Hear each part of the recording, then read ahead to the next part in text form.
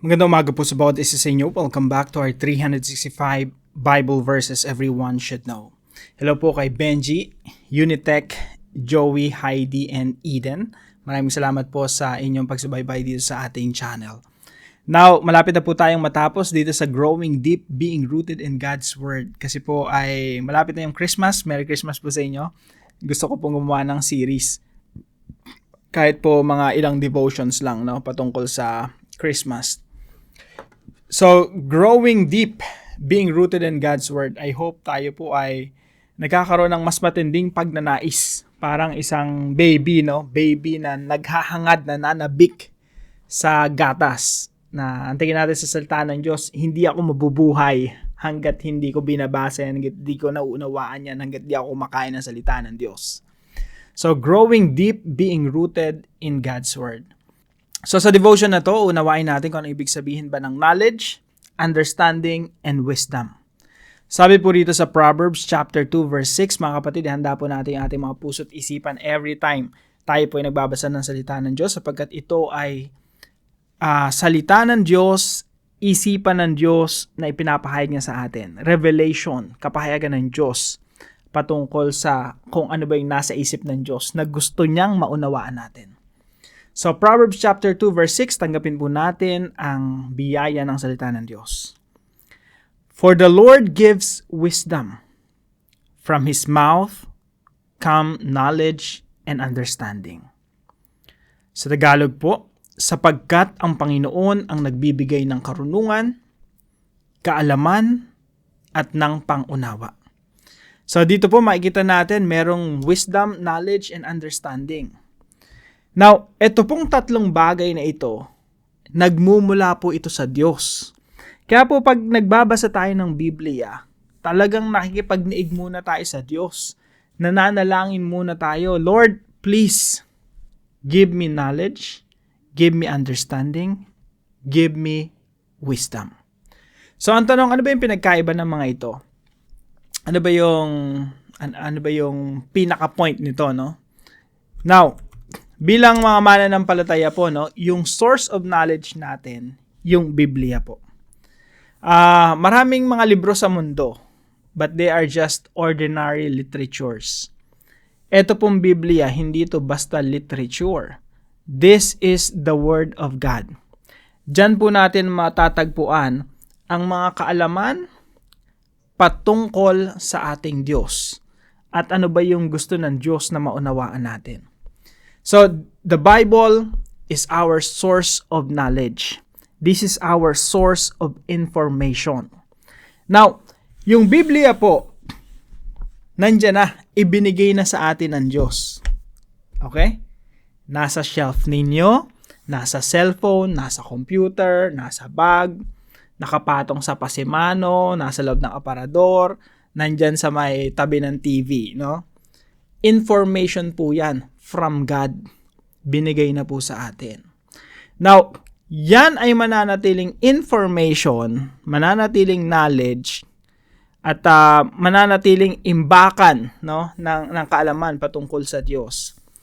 Pero hindi po yan magiging wisdom sa atin until we read the Bible. Kaya napakalaga, no, meron ng source of information. Meron ng knowledge. Mananatiling knowledge yan. Pero nandyan lang yan. Hindi yan magiging wisdom. Hindi aabot yan sa wisdom kung hindi natin babasahin. Kaya po mahalaga na binubuklat natin yung salita ng Diyos at inuunawa. So, knowledge is information. Yung Bible po, source ng information. Pangalawa, anong gagawin mo sa source of information? Kailangan po dito understanding. So that's our point number 2. Getting the knowledge correctly. Now, importante yung interpretation. You have to interpret the Bible correctly. Kasi po ang problema sa Biblia, walang problema sa Biblia. Ang problema sa pagbabasa ng Biblia ay dinadala natin ang sarili nating mga opinyon at ipinapasok sa Biblia. That is the problem. ACGCs ang tawag doon. Meron ako mga pananaw, opinyon, ilalagay ko sa Biblia. Kaya pag binasa ko yung Biblia, kung ano ang opinyon ko, yun ang lumalabas. ACGCs. Ang kailangan po natin ay exegesis. Ibig sabihin po kasi ng ace, into. Kaya exegesis, from you into the Bible. Pero ang tama po ay exegesis. Yung ek, ibig sabihin out of, from the Bible or out of the Bible to you. Exegesis. So pag inuunawa po natin yung Biblia, kailangan mula talaga sa Biblia patungo sa atin. Tatanungin natin, Lord, ano ba yung mga bagay na nasasaad dito na gusto mong malaman ko?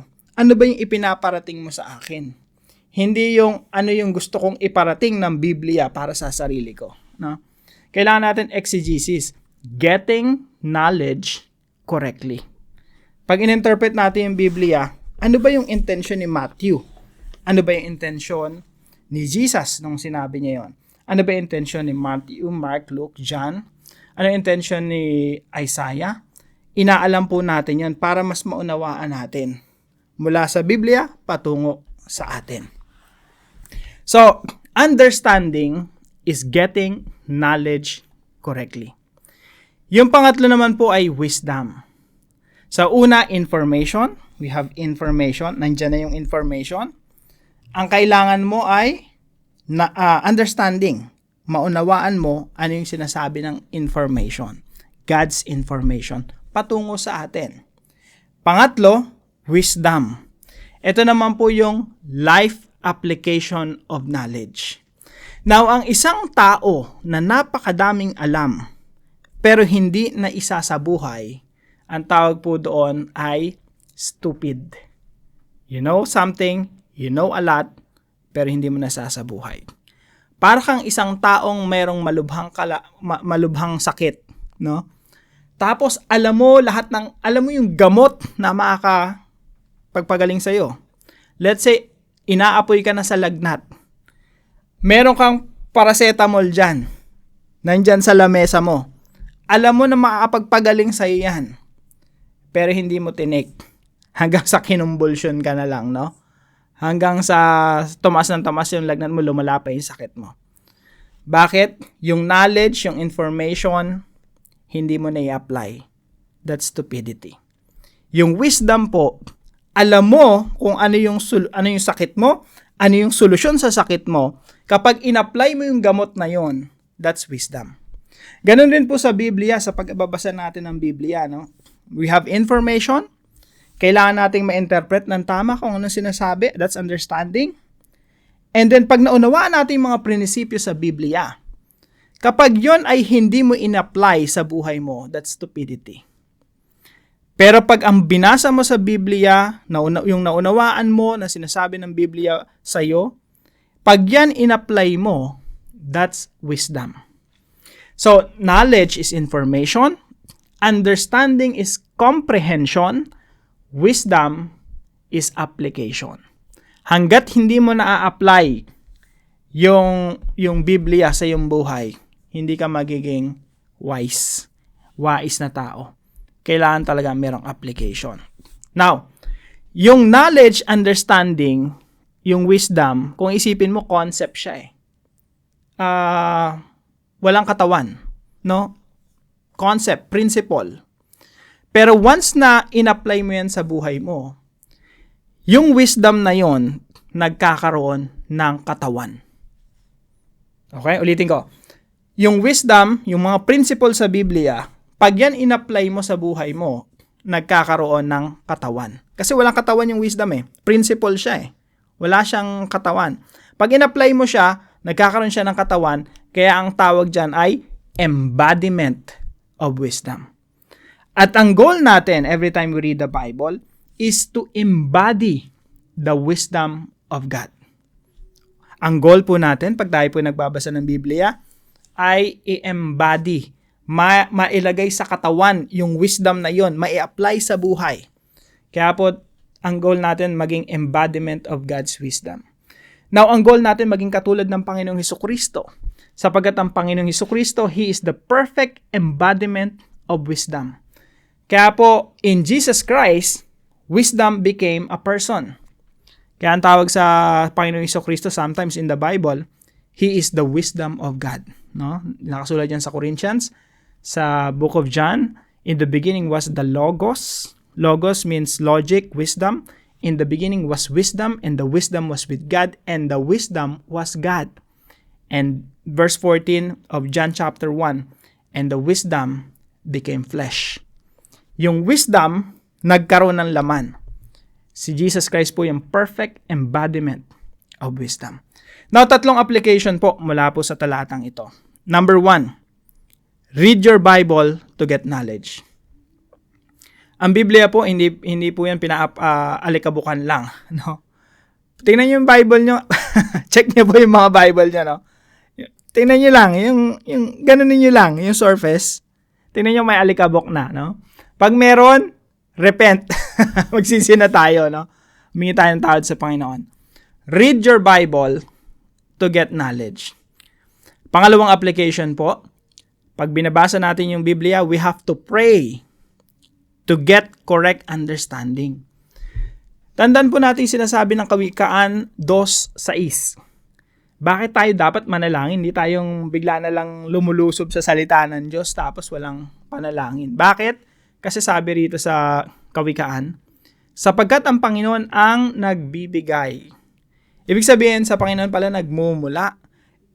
Kahit anong basa mo ng basa sa Biblia, kung hindi ka naman nananalangin, hindi ka humihingi sa Panginoon ng wisdom, knowledge, and understanding, hindi mo maunawaan yan.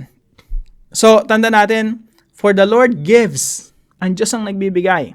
Kaya, point number 2 natin, we have to pray to get correct understanding. Ang Diyos po, sa pamamagitan ng Santong Spirit, ang bibigay sa atin ng tamang kaunawaan ng Biblia. Meron kang understanding, knowledge, information.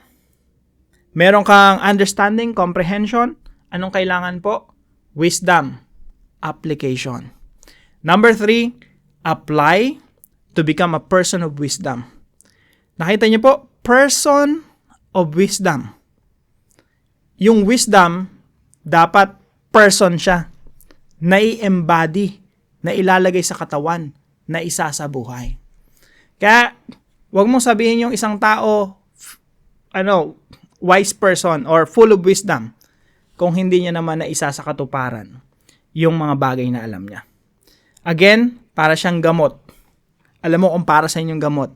Meron kang sakit, alam mo kung anong lunas sa sakit mo. Hanggat hindi mo na i-apply yan. Hanggat hindi mo na isasabuhay yan. Hanggat walang application, you will remain stupid. Mananatili kang stupid for not taking the medicine that you ought to take.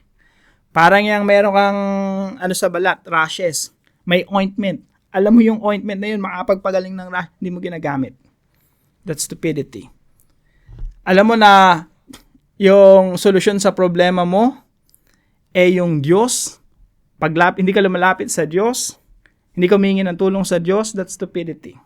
Alam mo na yung pananampalataya mo sa Diyos, alam mo na yung Biblia, magpapalakas ng yung pananampalataya sa Diyos, hindi ka nagbabasa ng Biblia, hindi mo na i-apply, yung mga bagay na alam mo, that's stupidity. We have to become a person of wisdom. So we have to apply what we know. If we don't apply what we know remains knowledge. Yung knowledge ng walang application, that's stupidity.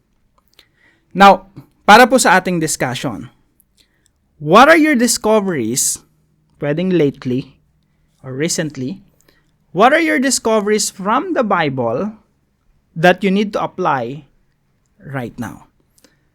I believe, kinakausap tayo ng Panginoon. Bawat isa sa atin, may pangungusap ang Panginoon. Whenever we read the Bible, dahil unique ang pag-ugnayan ng Diyos sa bawat isa sa atin, dahil nangungusap siya sa atin ngayon. Even right now to you. I don't know kung ano pangungusap ng Lord sa iyo. Pero tandaan po natin, pag meron tayong na-discover sa salita ng Diyos, we really need to apply those, yung mga pangungusap na yun, those discoveries. So, what are your discoveries from the Bible that you need to apply right now in order to become a person of wisdom? So, pag-usapan po natin yan sa ating mga discussion group at para naman po sa ating panalangin. Father, please help me to become diligent. Lord, gawin niyo po ang masipag in studying your word. Let your Spirit teach me to understand correctly what I read in the Bible. Lord, tulungan niyo po ako. Ang hirap maunawaan ng iyong salita. Minsan, talagang kahit anong basa mo, hindi ko maintindihan. Lord, please, let your Spirit teach me to understand correctly what I read in the Bible. Enable me to turn my knowledge into life application. I pray that I will become an embodiment of wisdom. A person of wisdom. In Jesus' name. So isama po natin ito sa ating mga panalangin. At salamat po sa katuwang natin ngayong umaga na si Brother Marlonito. Pagpalain ka ng ating Panginoon. At kung meron po kayo natutunan sa devotion natin na ito, let us know in the comment section below. And please share this devotion to your family and friends. Yun lamang po, pagpalain ka ng Panginoon. See you po tomorrow, 5 a.m. dito sa ating daily devotion.